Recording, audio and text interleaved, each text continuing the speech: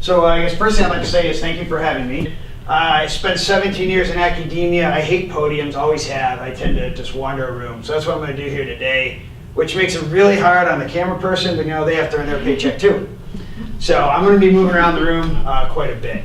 So we got 3 presentations and then a couple case studies we're going to do today.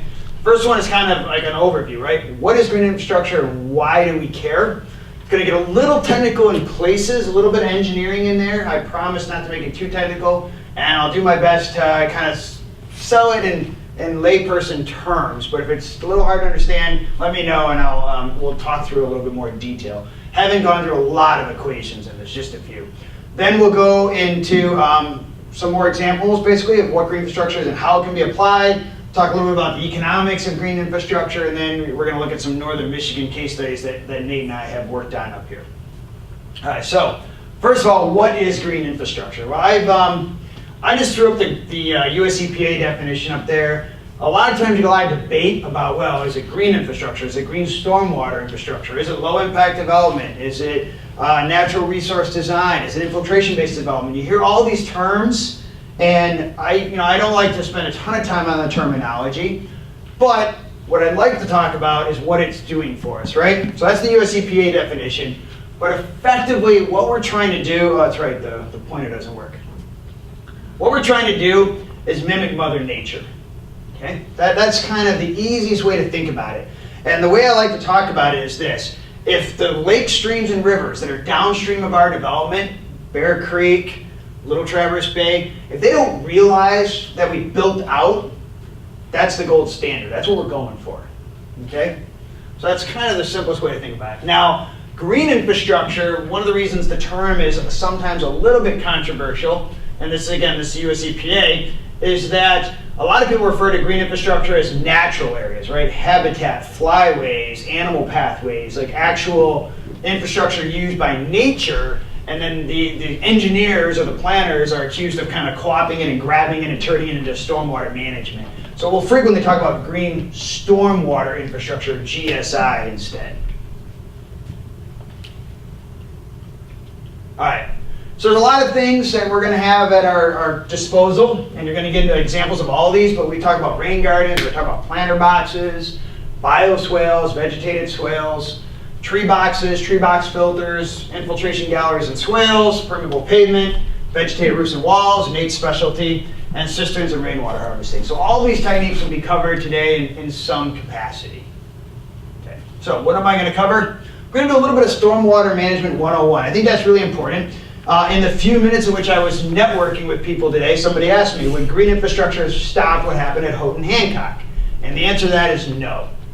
Okay? That's the short answer, okay? But Houghton Hancock received a ton of water on hillsides that got funneled into a valley over rock, and that kind of event could not have been stopped by green infrastructure.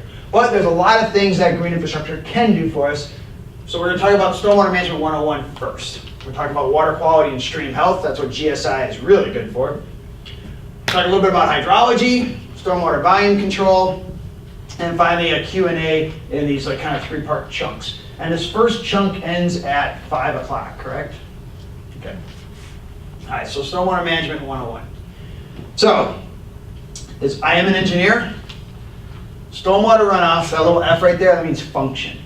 Okay? It's a function of only 3 variables: rain, land cover, and soil, right? So if there's only 3 variables in this equation, why is it so hard? Okay? Because those variables are highly variable, right? All right, so rain, land cover, and soil. That's what it's a function of. Let's talk about rain to start with. All right, so, rain.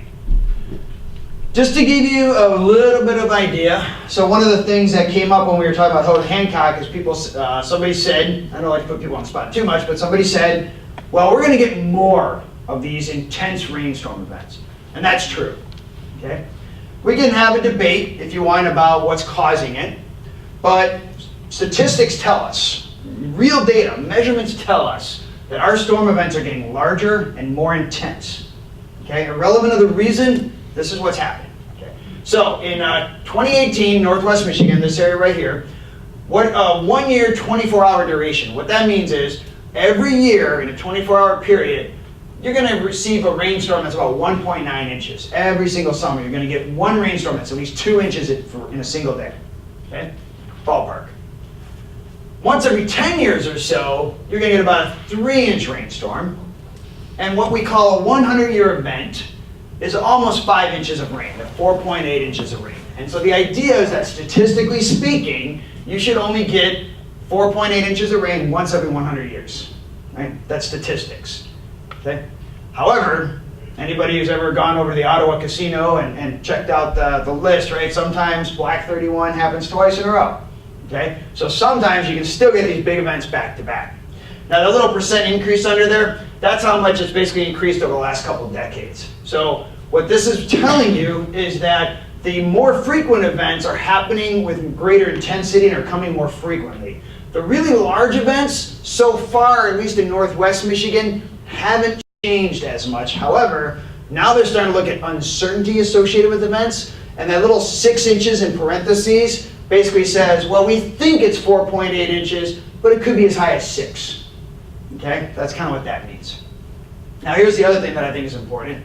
So the peak intensity, that's not the total volume. Everything in that title is volume. The peak intensity are those flash cloudbursts. Those are up about 20% from where they were last decade. So that's the part that's coming really quickly. The last piece of this is that pie chart right there. And what that's really trying to tell you is that 75% of all your storm events are 1 inch or less. Okay? And 95% of all your storm events are 2 inches or less. And 98% of all of our storm events are 3 inches or less. The reason that's important is green infrastructure is really typically good at that 1 to 2 inches of rain. If I can use green infrastructure to capture and treat the first 2 inches of rain, I'm doing two things. One, I am capturing and treating 95% of all rainfall events, which is good. I mean, it doesn't mean you're holding them back forever, but you're actually infiltrating the ground. And two, back up to that 2-year event up there, it means that that green infrastructure will only get overtopped maybe once every year, every other year. Okay. This last piece here varies from community to community. And again, I'm going to move on from the slide in just a second, but I'm trying to set the stage for the engineering. Most of our pipes, so the stormwater infrastructure that we have in the ground, the catch basins, the curbs, the gutters, the pipes, they are typically sized for what we call a 10-year storm, and typically a 1-hour storm. So it's basically you get a quick burst of rain, the pipes carry it away. Well, we designed those pipes 20, 30, 40 years ago. They've been in the ground for a long time. That's one of the reasons you see a lot more street flooding and road flooding, is because those more intense storms I just talked about are overwhelming the pipe network. It's not necessarily even the storage that we have downstream, it's the pipes themselves that can't handle it. So what I also talk a lot about in terms of retrofits, most of my work, to be honest, is retrofits. I don't do very much greenfield stuff. I do more brownfield stuff and retrofits. I do a lot in urban areas. Is we take green infrastructure, we lay it on top of existing infrastructure, which makes that existing infrastructure perform better, because you're taking that edge off of the storm event, and then the other stuff can handle it better. All right, that was a long time on one slide, but I think that's kind of some of the important stuff. All right, land cover. This is the next piece that's pretty important. Ballpark urban hydrology. So the top left-hand corner there, that's the water cycle, the hydrologic cycle. Typically speaking, you want about 50% of that water or so to go into the ground, to infiltrate, okay? Maybe 10% runs off, and 40% evapotranspirates or gets breathed back into the atmosphere by plants, right? So what happens is, as we start paving the surface with roads and parking lots and roofs, we cut off that infiltration. We cut off that base flow that feeds the rivers and the streams, and we have a lot more runoff, 50, 60% runoff, okay? And the evaporation goes down from maybe 40 or 50% down to 20 or 30%. You don't have as much transpiration, which is the plants breathing, but you still have evaporation from that kind of heat island effect. That's why you get that hot, humid feel in a lot of areas. So what we're trying to do then is design systems. I wish I could use my pointer. But we're trying to design systems that behave more like the upper left-hand corner.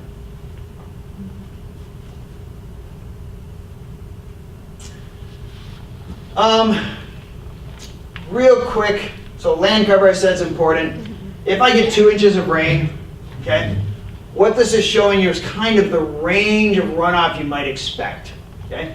And so the left-hand side, if I've got like a meadow or a golf course or nature, and I get 2 inches of rain on sand, none of it's coming off, right? If I get 2 inches of rain on clay, I might get a 1/2 inch runoff. But as soon as I pave it, that's the bottom one right there, right? Now 90%, almost all of it runs off. It doesn't matter if clay's beneath it or if sand's beneath it. If the water can't get to it, it's coming off. And that's kind of what this is talking about, the importance of land cover. So if I'm going to pave some of my surfaces, I better provide some adjacent surfaces that that water can then get into or go through. All right, last one, soil. Okay.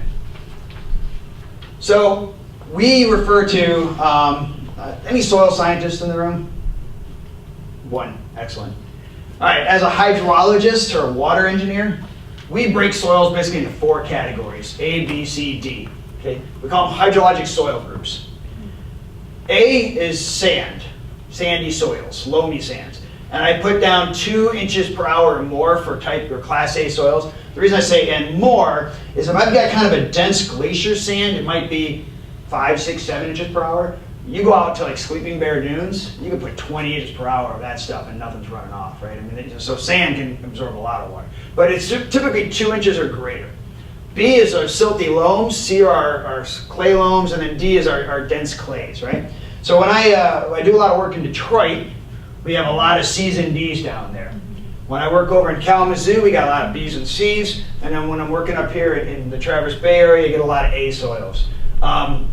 What that really helps is that green stormwater infrastructure, it's a lot easier up here than it is in Detroit. Okay, so in Detroit, I have I got to convince people that we can do it. Up here, the soils are great for it. There's other things at play.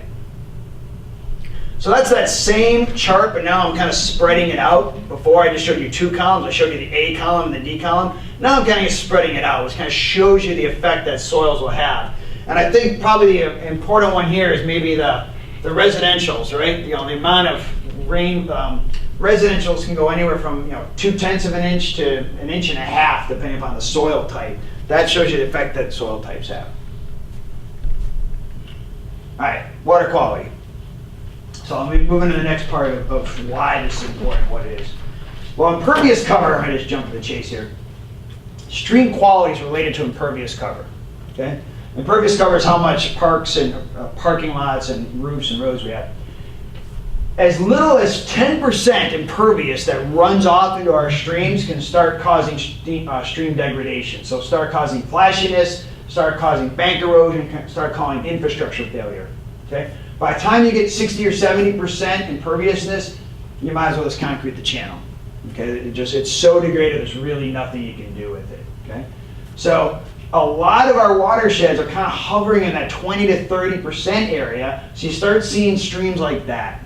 Okay? And so we can do 2 things when you got streams like that. 1, you can do stream restoration and stream rehabilitation. 2, you can actually start doing green stormwater infrastructure on the watershed to try to bring back the health of the watershed. And most of the time we kind of work on those 2 things in tandem. What about pollutants? Okay? These are all the things that are coming off of our roads and our roadways. When I talk to school groups, which I do quite a bit as well, what I basically tell them is if you take a red Solo cup and you dip it in a catch basin after a rainstorm, or if you hold it in the gutter of a parking lot and pick it up after you finish a rainstorm, what you're holding is basically a known carcinogen. Okay? Stormwater runoff can cause cancer if you were actually ingesting it, right? Well, then think about what that does to all of the organisms that are our streams. I'm going to come up to that again, right? So you get hydrocarbons, bacteria, floatables, trash. All of these things are in stormwater runoff, urban runoff. And we can use green infrastructure to kind of help take care of some of these in various capacities. I'm going to try to remember to come back to that. Okay. The US EPA calls this stuff non-point source pollution, right? The Clean Water Act was passed in 1972. The first thing we did is said, hey, let's look at point source pollution. Let's look at wastewater treatment plants. Let's look at factories, industry, things where we can grab a single pipe and take care of it. Now we're working on non-point source pollution because this is the stuff that just happens everywhere. And it's a lot harder to deal with because it's diffuse. Okay? So it's a little bit harder to get to. So what happens if you have excess sediment, excess sand, right?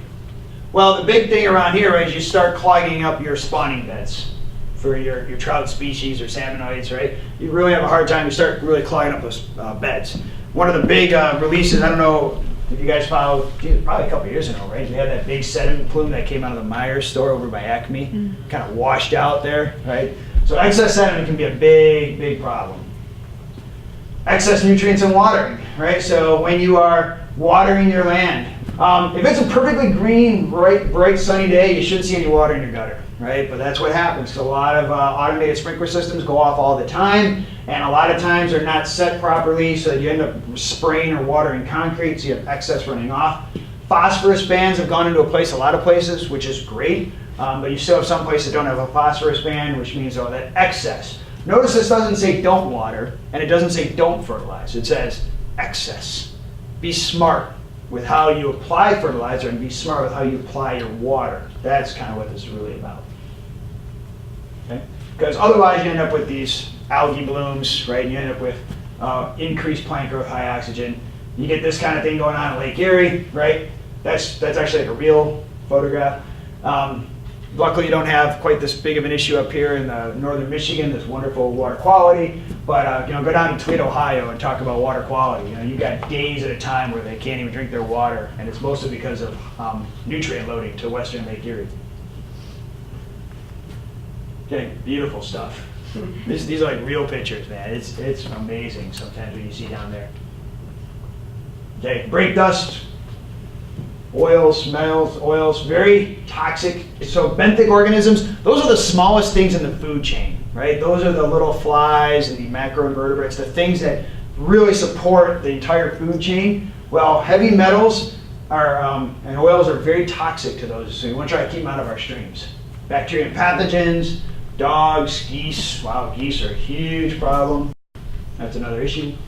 All right, so going back to this one just briefly, a lot of what we do for society has created fantastic habitats for geese. Okay? And so there's things we can do from a landscaping perspective to actually make it less conducive to having geese just sit and poop nonstop on your waterfronts. So that'll be something we'll talk about, native restorations and native plant species. All right, so these are all the water quality issues that happens with stormwater runoff. And just in case I forget later, I'll say it now. The one thing that's really fantastic about Mother Nature, Nate can back me up on this later, is that Mother Nature, as long as you don't overtax her, can really do amazing stuff, right? Microorganisms, you get these biofilms that can break down a lot of these pollutants, right? How many people here take like a multivitamin or a multimineral, part of your vitamin regime, right? A few of us do, right?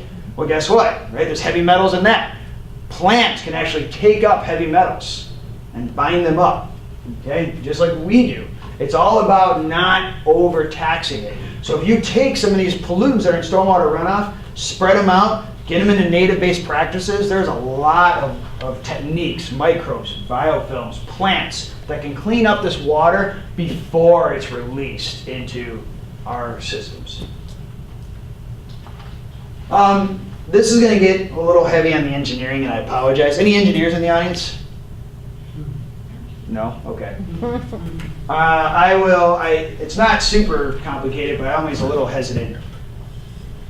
I'm going to talk about it just a little bit, because one of the things about green infrastructure that's really important is that it is interdisciplinary. The planners, the engineers, the ecologists, the landscape architects, they all have to work together to make this stuff function the best, right? It can't be an afterthought. One of the issues we've had for years, I'm a civil engineer, one of the issues we had for years, right, is that the stormwater management was just like an afterthought. You had all the site plan, everything done. Oh, by the way, put some pipes in the ground and put the water over there. Okay? Should be an integrated process. So when we're talking about stormwater volume control, if you hand a plan, a master plan, a development to an engineer, this is what they're going to do. Okay, so anybody who's on the planning commission, this is the engineering side of it. So there are two things that we have to be concerned with when we talk about stormwater volume control. What's called the runoff curve number and what's called the time of concentration. A little while ago, I talked to you about the volume of water coming out of the sky. Okay, Now this is going to talk about the volume of water coming off the ground. The runoff curve number, that's the number that we use to tell you how much volume you have. The time of concentration is what we use to tell you how fast it comes at you. So without going into a ton of detail, mostly speaking, so you got our hydrologic soil group up there, A to D, and this is in your book, so you can actually look at it more later. 100 means that all the water is coming off. You can see it says water, surfaces, ponds, reservoirs. If rain's falling right on a pond, it's going to go up, right? So that's 100. The smaller the number, the less water comes off. Okay? So one of the things about runoff curve numbers is you've got the soil type A through soil type D. So if I've got woods, right? So there's woods up there. If I've got really bad woods, you know, not really good undergrowth, kind of trees that are stressed on clay. So trees on clay, it's got a curve number of 83. Okay? That is getting close to an industrial district on sand. So a really bad forest on clay is going to have about as much runoff as an industrial district on sand. So that's kind of what this is kind of telling you in general. And you can see here, if you have 100% pavement, you got a runoff curve number at 98. Almost all of it's coming off. Okay. So this is what I just told you, but done graphically, because engineers love charts and pictures. What this is trying to show, and you can look at this again later, is I've got 3 columns here. This column right here, that's a 2-year storm. That's the storm that comes every other year. This column right here, that's the 10-year storm. That's the storm a lot of our stormwater systems are designed for, the pipes in the pond. This is a 100-year storm. That's our giant flooding event, is over here. Okay? And so what you see here then is that this bottom curve right here, that's nature. That's the natural woods and brush, right? That's a curve number 30. There's your curve number 40, 60, 90, and then a 98 is up on top right there. Okay? And so this will be your reference for later, but the amount of runoff you're going to expect from a 10-year storm, 98%. I can't really quite get it. Sorry, 90. Oh, thank you so much. This guy's my new favorite man. All right. So what this basically is trying to show you, and this is good for reference for later, is that that's how much runoff. You know, you're going to get up to 3.6 inches of runoff from a 10-year storm for West. This says West Michigan. This is actually kind of a generic. I didn't create this for every city, but it kind of gives you an idea what we're talking about, right? That residential lots on sandy soils, not a ton of runoff. Okay, and then as you go up into the silts and the clays, the runoff goes up, right? So residential lots on clay, almost all of it's going to run off. Residential lots on sand, you're not going to get too much runoff unless all of your driveways and everything are direct connected, which means they go straight into the pipes. The key here is for residents, you want that water to go onto turf grass or onto homeowner rain gardens, etc. Time of concentration. The time of concentration is how much time it takes for the rainfall that's coming out of the sky to get to the outlet point, okay, to get to the downstream. It's how fast, if it rains here, how fast that water might get to Bear Creek, the Bear River, like how fast it gets there. That's the time of concentration. Well, when I have nature, those time of concentrations can be hours, if not even days. When I put a parking lot and a pipe in, now the time of concentration is like 15 minutes. So that water gets there so much faster. Anything, and I literally mean anything you can do to slow down water is going to be a good thing. Okay? Rain gardens, rain chain, anything you can do to slow down that water is going to pay off, I promise you. Okay? It influences what we call the shape and the peak of the hydrograph. Okay, so TC is time of concentration. Real quick on this one, I'll try to explain it easy. This is time. This is flow, discharge. This is cubic feet per second, right? So if you think about 1 cubic foot, okay, which is about 7.5 gallons of water. So 1 cubic foot per second. That's how much water is rushing past you, okay? So what this is saying is that, this is courtesy of the DEQ, that's why I threw it in there. What this is telling you is that if I get about 2.5 inches of rain on woods or farm on sandy soils, this is about how much volume I expect, right? I get about 5 acre feet of volume, and I get a peak of about 23 cubic feet per second. You don't have to memorize this or completely understand it, but you'll get my point here in just a second. So that's if you have a curve number of 70. The water, the green is how much volume of water you have. And that peak is how fast that water comes out at you. Okay? Here's the important part. If I change that curve number from a 70 to an 86, a 70 to an 86, okay, I more than double my water. So you might be saying to yourself, oh, you know, what's the big deal, 70 to 86? You know, one's a C minus, one's a B. Still get your diploma. But in reality, you are more than doubling the amount of water that comes off. So even small amounts of changes to the curve number can make a big difference on the water. Now you notice here though, the time of concentration hasn't changed. It's still 45 minutes. So the peak still occurs at the same time. If I then start changing my time of concentration to, let's say, 30 minutes, now that peak comes faster. It's what we call flashiness. Okay? If I change this time of concentration to 15 minutes, my peak would be over 100 CFS and would come in like 15 minutes. It would come really fast, right? So that's why it's important not only to deal with volume when you're talking about green infrastructure, the hidden thing is the time of concentration. Now, I understand most of the audience here are planners and interns. I can tell you, I've given this exact same talk to engineers who do this for a living, and they forget how important time of concentration is. I mean, I just gave a talk to a whole room of people that work for basically public works, county public works, and all of them were like, man, I totally forgot about that. I did learn that in school. And I'm making fun of engineers, but the time of concentration is critical, and it's very often kind of not thought about by the engineers as much as it should be. Okay. All right, so that was all the wonky stuff, all the formulas, all the reasons that this is important. The rest of this is going to be a lot more fun, hopefully, a lot more pictures, a lot of examples. We can answer tons of questions for you, but I did want to get some of the what and why do we care? As engineers, as planners, as municipalities, why do we care? So what can green stormwater infrastructure do for us, right? So when you talk about the hydrologic principles of green stormwater infrastructure, we're really talking about four things. So one is recharge volume. We're really trying to put the same amount of water into the ground that was there before. That's what provides the base flow for our streams. That's what keeps those streams full of trout, full of the macroinvertebrates. That water that goes in the ground, that's well, I mean, in many cases, right, that's also where we're getting our wells. So you want to get that water into the ground so that you have waters even for irrigation purposes, drinking, etc. So that's a groundwater recharge volume. Water quality, I already mentioned all the nasty stuff that's in stormwater runoff. Well, as I said before, green infrastructure can help with water quality protection, right? So you might hear people talk about the first flush, or the 1 inch of rain, or ½ inch of runoff. What that really means is that the first amount of water you get is the dirtiest water, right? It's the stuff that's flushing all the pollutants off the driveways and off of the roads, right?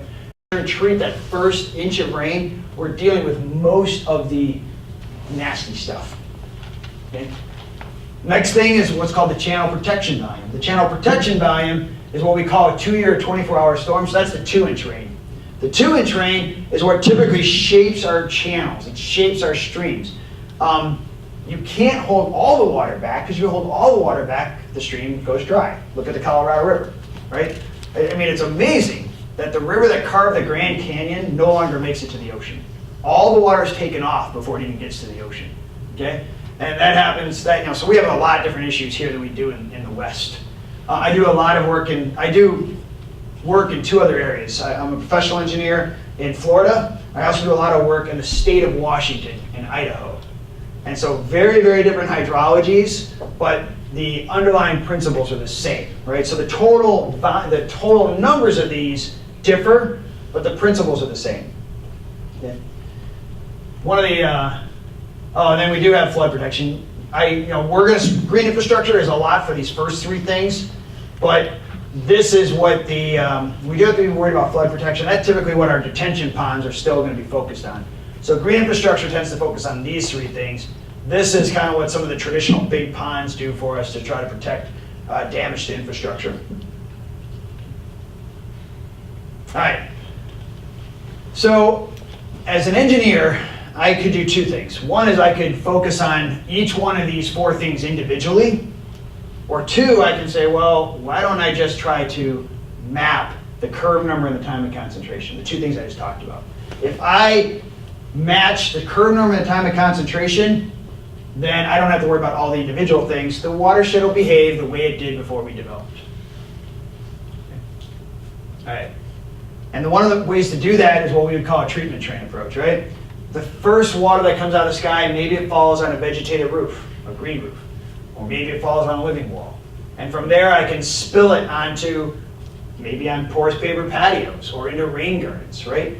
After that, I can spill it down into maybe stormwater treatment wetlands or native prairie areas, and then it can go into our streams. By doing this, each one of these is increasing the time of concentration, it's increasing the evapotranspiration, it's increasing the infiltration, and it's achieving what we want for the water quality goals and for the ecosystem health goals. And the other part that I'm going to get into in the third talk is that it's also going to meet our placemaking goals or quality of life goals. That's another thing that's going to come up, I think, repeatedly in this talk later on. Okay? So why is this stuff so hard? Well, public acceptance, right? Public acceptance is a really big deal. And you know, if I offend anyone, I apologize. I apologize up front, right? But the public has been brainwashed in that everybody has to have a perfect manicured lawn. It's got to be exactly 3/4 of an inch. It's got to be lush. It's got to be green. And we've just been brainwashed that this is what it has to look like, right? So native plants, native prairies, allowing, it doesn't have to be out of control, it doesn't have to be weeds, but allowing our ordinances, which Jen mentioned you're going to have a system on ordinance, right? Well, one community's native plant ordinance is another community's noxious weed ordinance. Okay? So you got to look at your ordinances and codes and figure out how these things line up. But public acceptance is a really big thing. Next one is status quo, right? Contractors and developers have been doing things a certain way, and they're used to it, and it's comfortable, and they don't see a reason to change. I'm going to build it the way I've always built it. I'm going to sell it the way I've always sold it. That is starting to change. Right, and I think Nate could probably speak to that quite a bit. Right, there is a new awakening is not the right word, but the idea of mixed-use development, the idea of native plants, the idea of front yard rain gardens. It is starting to change. You are starting to see people, and we're going to talk about that in economics as well, that this is what they want. But it has been against the status quo for a long time. People needed a design tool. So today you're not going to get a ton of design tools. You're going to get a lot of ideas and concepts and education, the first of 3 workshops.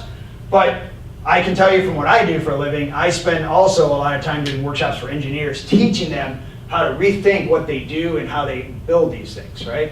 And so Nate and I both give a lot of talks to get to engineers and to land development people saying, here's another way you can do this. Okay? Maintenance. Maintenance is huge. Okay? I get this question a lot. Well, green infrastructure, it's less maintenance, right? No. It's a garden, right? If you want it to look good, you got to maintain it. You know, if you're going to put out a rain garden and think you don't have to touch it all year, any gardeners in the room? Would you ever plant a garden and not touch it for 4, 5, 6 months? Green infrastructure is the same way. You got to maintain these things. If you don't maintain them, they're not going to perform. The biggest reason green infrastructure fails is people put them in and think they don't have to do anything. Still got to maintain it. Okay? The apples to apples comparison is that people think that gray infrastructure doesn't need any maintenance. That's not true either, right? You have to actually pump out the catch basins, you have to clean out the pipes, the detention bonds fill up with sediment over time. Gray infrastructure also has maintenance. It's just maintenance that's not seen as much by the public. They see the tree, they see the plants. They don't see all the other stuff. And we already talked about the ordinances that need to be rewritten. Okay, so a lot of education. So I really applaud Tip of the Mitt for taking a leadership role on this, and I applaud you for coming out and spending a beautiful afternoon with us this evening. So I know I went kind of fast in times, but I wanted 10 minutes to respond to anything I've said so far. And if you ask a question I know I'm going to cover later, I will just defer. Go ahead. I'm just wondering, you have GSI/LID. What is LID? Oh, thank you. Low impact development. I did go through that relatively quickly at the beginning. Terminology. So low impact development is, there's the Michigan Low Impact Development Manual, LID manual. That was a phrase that was really common 10 to 15 years ago. green infrastructure was still used more by the natural resource community, and there were things like flyways. And then the engineers started using green infrastructure, and they decided that was a cooler term than LID. I don't know what we're going to call it 10 years from now. I mean, we just, every 10 years, people come up with a new terminology. I like the British version. I think we should all adapt the British version. They call it SUDS, Sustainable Urban Design Systems, but leave it to the Brits to name it after a beer, right?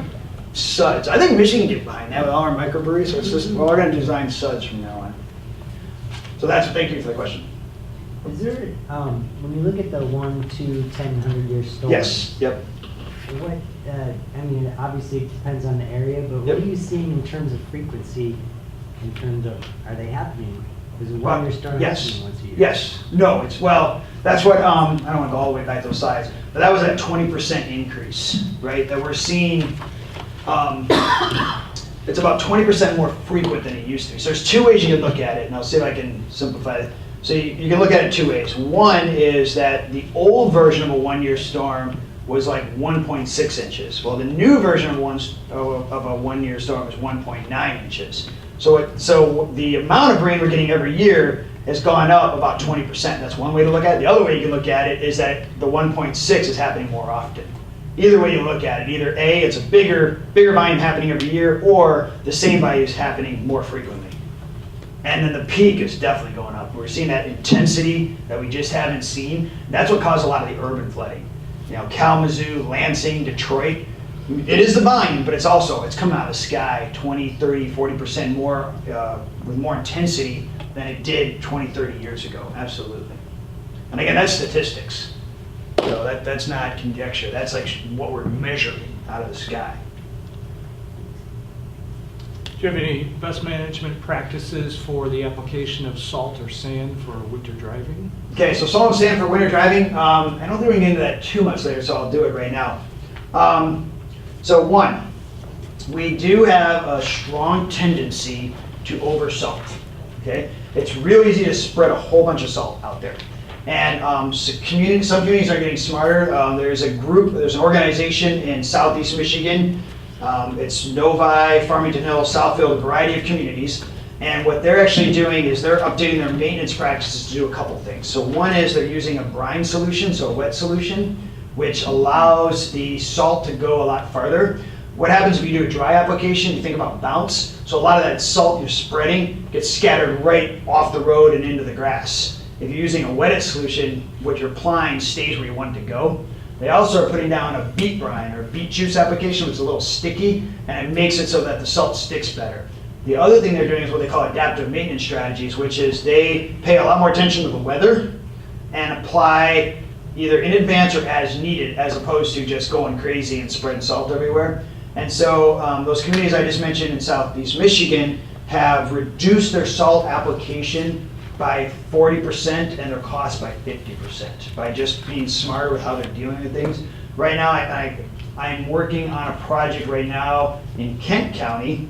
I gotta be careful what I'm allowed to say, where they have serious problems with salt in groundwater wells, drinking wells, and we are trying to figure out ways to do an adaptive management strategy over a large commercial industrial area to address that.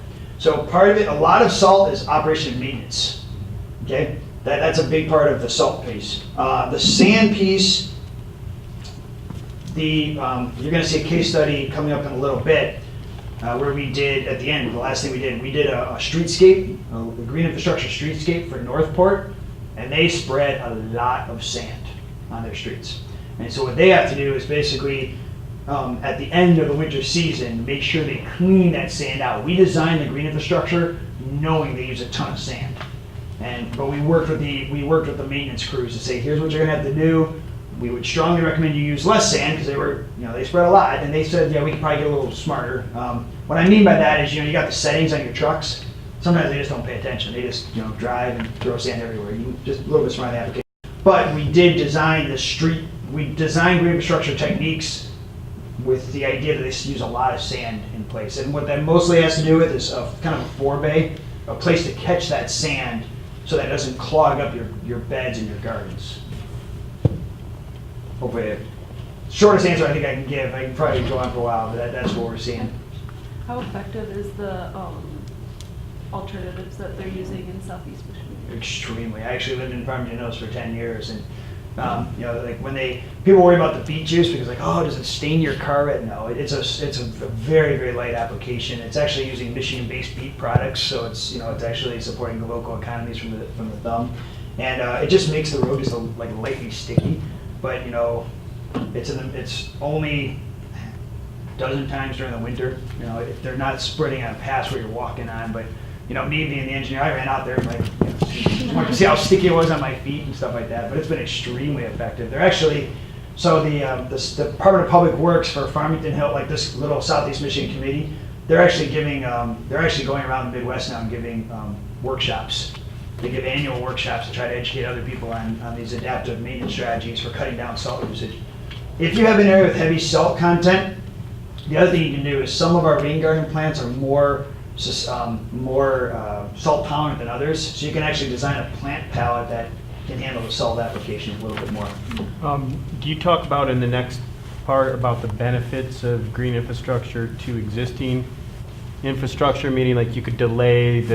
I talked about that at the beginning of this one a little bit. Okay, I just stepped off for a second, so I might have missed it, but...